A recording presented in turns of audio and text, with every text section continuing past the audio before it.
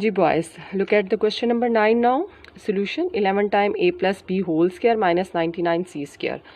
तो boys type 1 को जहन में रखते हुए अभी भी आप देखें कि we can take 11 as common, क्योंकि 11 और 99 इटसेल्फ स्क्वायर नहीं बनते, तो हम पहले कॉमन लेंगे तो फिर इजी हो जाएगा. ये 11 हमने कॉमन लिया तो we have in square bracket a plus b whole square, और 99 को 11 पे डिवाइड करें तो वी हैव 9, तो 9c स्क्वायर. ठीक है, अब ये देखें 11 a plus b whole square. ठीक है, और 9 is the square of 3, so हम इसको लिखेंगे, और c स्क्वायर इज c का, तो हम लिखेंगे 3c स्क्वायर. क्लियर होगी ना ये बात? ठीक है, अब हम यूज़ कर सकते हैं अपनी टाइप 4 को. तो by using a square minus b square is equal to a minus b into a plus b. Here are a is a plus b. पूरा a प्लस b जो है वो हमारा a है, फर्स्ट टर्म है हमारी, और सेकंड टर्म यानी b की जो वैल्यू है हमारे एक्सप्रेशन में वो है 3c. तो keep this thing in your mind. और 11 आपको पता है आपने कॉमन लिया हुआ है, वो तो वैसे ही रहेगा. तो हम पहले लिखेंगे फर्स्ट टर्म यानी a plus b, second term minus 3c. फिर हम लिखेंगे इन द सेकेंड फैक्टर, पहले हम लिखेंगे a प्लस b को, फर्स्ट टर्म पूरी की पूरी है ना, तो उस पूरी को कंसिडर करना, और वन टाइम सेकेंड वाली को माइनस में लिखते हैं और सेकेंड टाइम उसको प्लस में लिखते हैं. तो यहाँ हमारे पास वो प्लस में आएगी 3c. तो ये बात क्लियर होगी ना कि फैक्टर इसका हो जाएगा a plus b first term minus 3c second term, और सेकेंड फैक्टर बनेगा first term a plus b और प्लस सेकेंड टर्म यानी 3c. तो इज इट क्लियर? अब हम रिजल्ट लिख देंगे क्योंकि हमने गिवन एक्सप्रेशन को एक्सप्रेस कर दिया है as a factor, as a product of 3 factors, 11 a plus b minus 3c और a plus b plus 3c.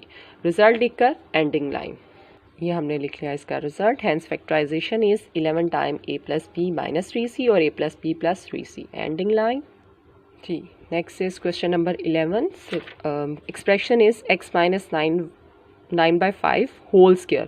This is our first value and the second value of this expression is 36 over 25 y square.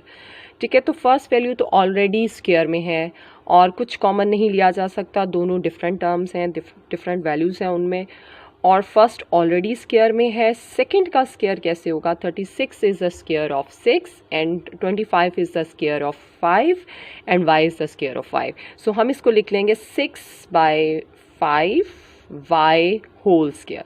ठीक है, तो हम इसको express करते हैं.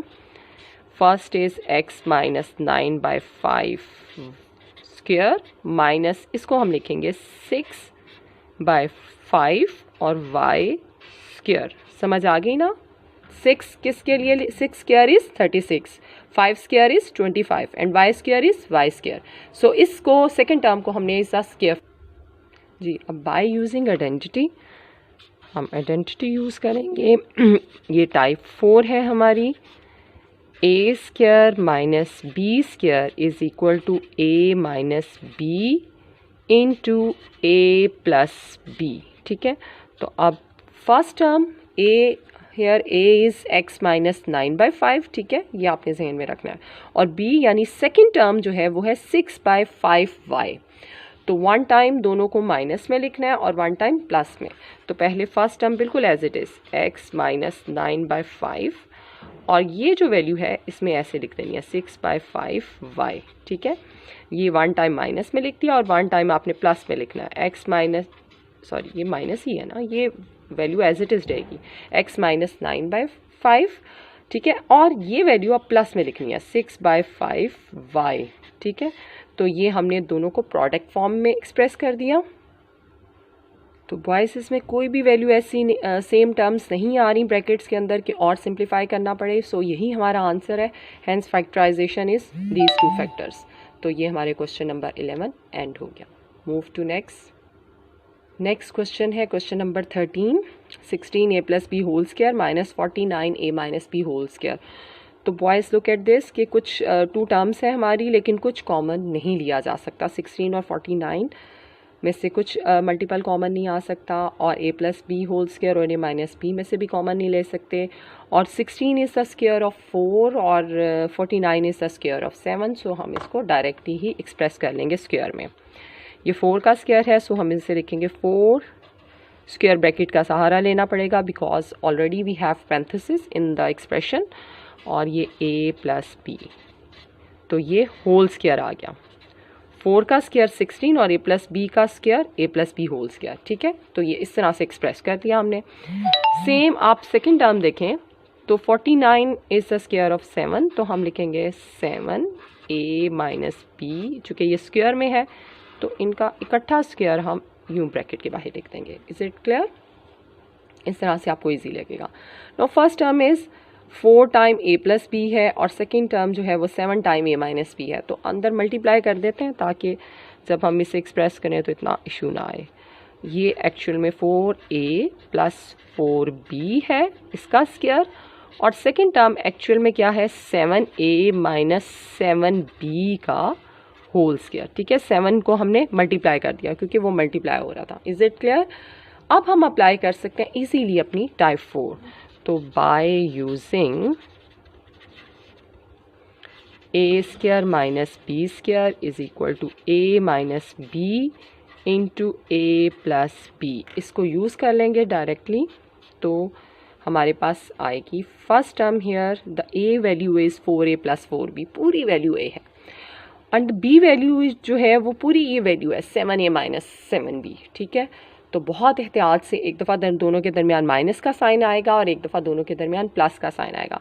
तो minus का sign you know that it's very dangerous, तो जब उसको अप्लाई करना है तो पहले हम उसको लिखेंगे पैरेंथेसिस में, ताकि वो आपको पता है ना माइनस का साइन मल्टीपल में हो तो वो साइन चेंज हो जाते हैं एक्सप्रेशन के।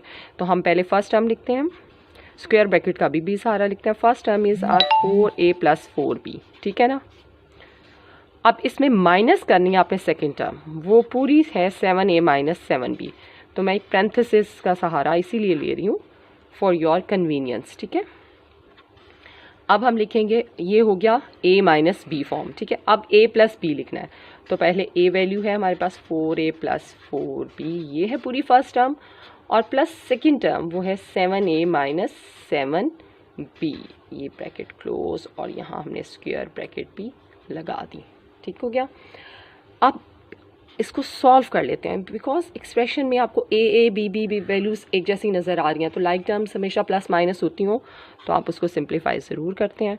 तो अब हम ब्रैकेट जब ओपन करेंगे तो 4a प्लस 4b, ये ब्रैकेट तो डायरेक्टली ओपन हो जाएगी because there is no sign, कोई साइन नहीं है इसके बाहर जो हमें इंडेंजर करे।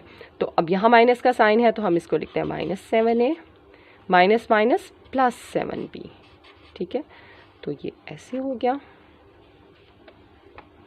अब ये सेकेंड एक्सप्रेशन में देखें, अभी यहाँ पे भी पैरेंथेसिस ओपन कर देंगे 4a प्लस 4b, अब प्लस का साइन है, ब्रैकेट ओपन होते हुए कोई प्रॉब्लम नहीं, कोई साइन चेंज नहीं, एज इट इज़ वैल्यूज़ आ जाएंगी, ठीक है।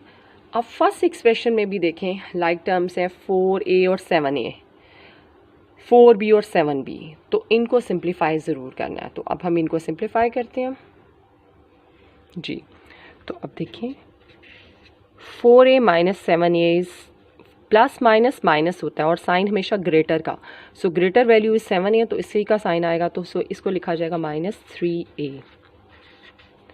4b plus 7b is 11b, तो ये हमने 11b लिख दिया, ठीक है। अब ये क्लियर हो गया, ये सिंप्लीफाई हो गया। अब सेकंड फैक्टर को भी देखते हैं, ये भी कुछ इजी हो जाएगा। 4 प्लस 7 दोनों प्लस हो रही हैं, तो 4 प्लस 7 इज़ 11, तो यहाँ 11a आ जाएगा।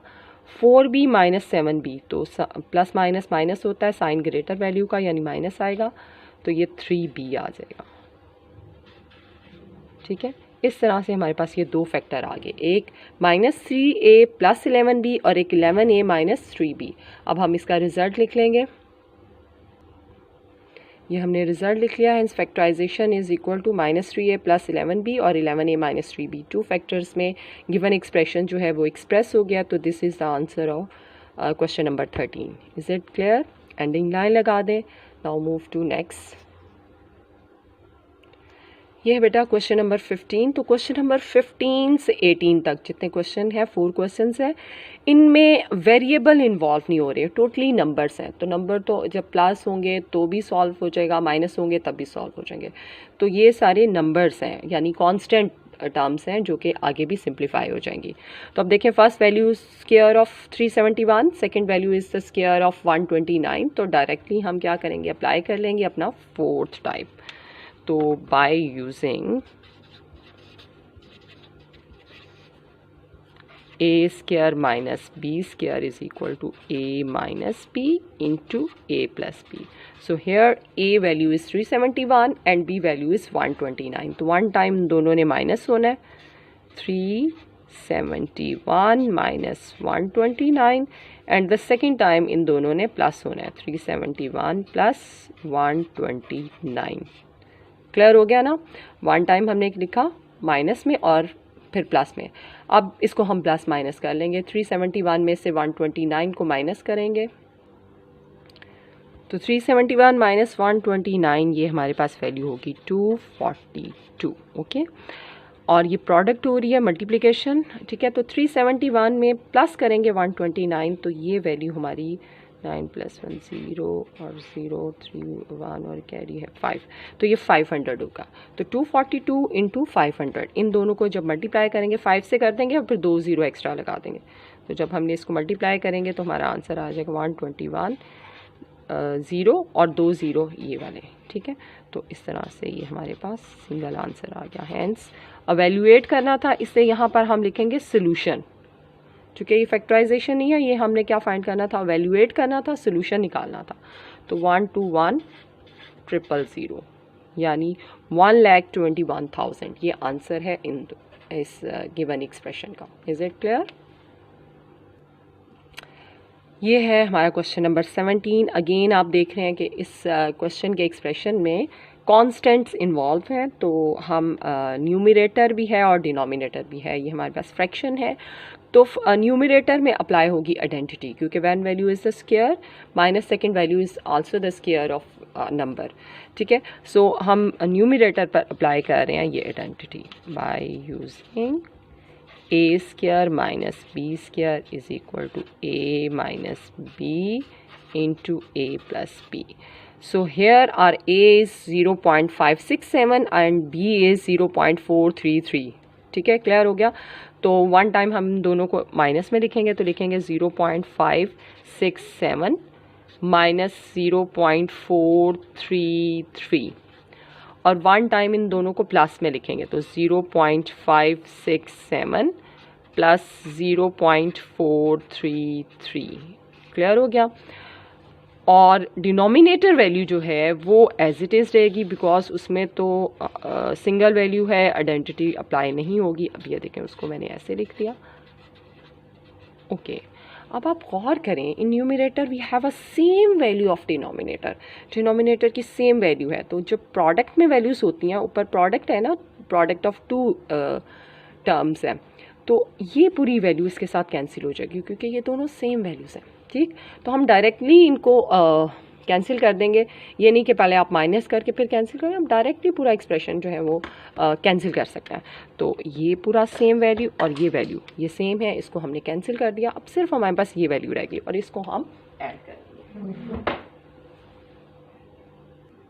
ठीक है। तो सिर्फ हमारे पास ये वैल्यू रहेगी, इनको प्लस करना है तो हम इनको प्लस कर लेते हैं। 3 + 7 10, 10 का हमारे पास आया 0, 1 कैरी, 3 + 1 4 और 6 10 अगेन 0 और 1 कैरी, 5 + 4 9 और वो जो 1 था वो 10, 0 1, तो 1 + 0 इज़ 1। तो डेसिमल चूँकि 3 डिजिट से पहले है तो 3 से पहले लगा दिया, तो ये हमारे पास आ गया 1.000। तो एक्चुअली में 1 ही आया क्योंकि पॉइंट के बाद 0 वैल्यू, तो उसका तो कोई मीनिंग नहीं है। तो हैंस सोल्यूशन इज़ 1। वैल्यूएशन जो इसकी है वो 1 के इक्वल है। तो ये बात क्लियर होगी ना कि answer of this question is 1। तो बॉयज़ एक्सरसाइज आपकी ख़त्म हो गई। मैंने सारे odd parts, odd number of questions जो हैं वो आपको इस वीडियो में करवा दिए हैं। इनको आप नीट रजिस्टर पर नोट कर लीजिए और इवन की प्रैक्टिस करके मुझे सेंड करें।